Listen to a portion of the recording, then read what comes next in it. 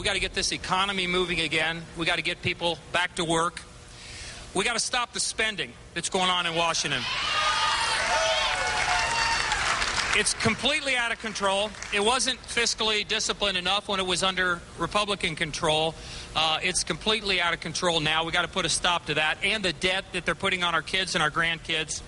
And we got to stop Obamacare.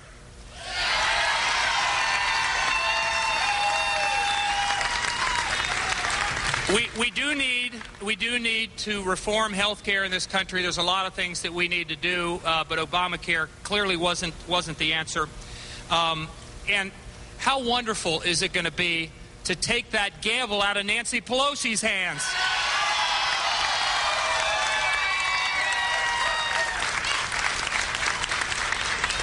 And to give it to John Boehner. All right, yeah. Yeah. Now, I think all of you know that I spent 14 years in Washington, so I have a fair amount of experience. I know how Washington works. You know, I'm a Republican, and I certainly don't trust the Democrats up there. But it may not be surprising, or it might be surprising to some, but I don't trust the Republicans either.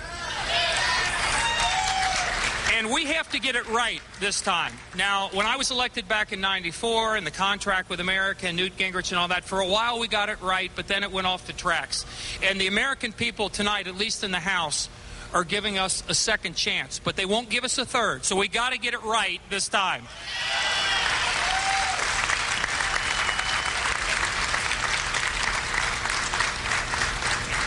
And I know that my Tea Party friends will be holding us accountable, and God bless them for their help. God bless them.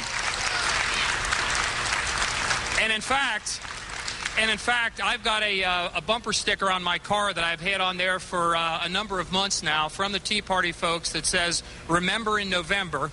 And I've got a great big sign in our campaign headquarters that says, "Remember in November." And this is going to be, after all your hard work, this is going to be a November to remember.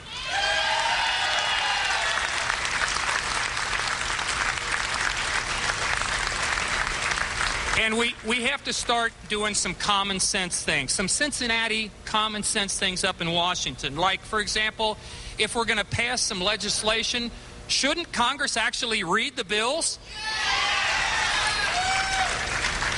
And shouldn't we cite in the Constitution where it gives Congress authority to actually pass those bills? And finally, shouldn't we apply the laws that we apply on everybody else on Congress as well? Now, we've got a lot of work to be done. There's no question about that. And I'll just conclude by saying this. You know, the voters all across the country and here in Cincinnati have spoken tonight. It's time that Washington starts listening. All right. So I want to, again, thank my family. I want to thank my volunteers and thank all of you for sending me back to Washington. I'm going to do my best. I'm going to work my tail off. I can guarantee you that. And God bless each and every one of you. God bless your families. And God bless the United States of America. Thank you. Thank you. You've been listening to Steve Chabot give what sounds an awful lot like a victory speech. Incumbent Steve Driehaus is addressing his supporters right now. Let's listen in live to him downtown. Tens of thousands of doors just in the last few days. So we know how hard it was to work. We know how hard it was to get out there and to do our part.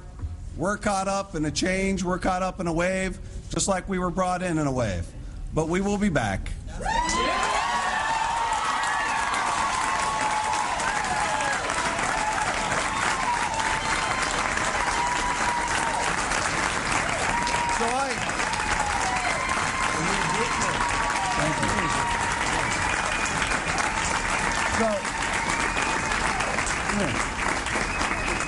I just want to thank my wife, Lucienne. My mom's here. And the kids.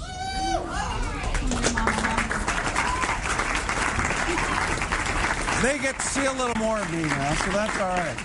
But listen, I just want to say thanks to all the volunteers, all the family that are here, all the time you've put in. Let's keep moving the country forward. It's time for the parties to come together to make positive change for the country. And I want to thank all of you for what you've done. Great effort. Let's keep moving forward. Thank you.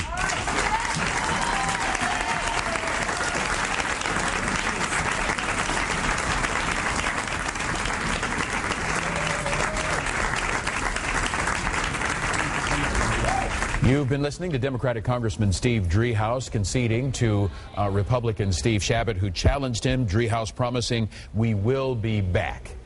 So that'll be an interesting one to check out as time goes by.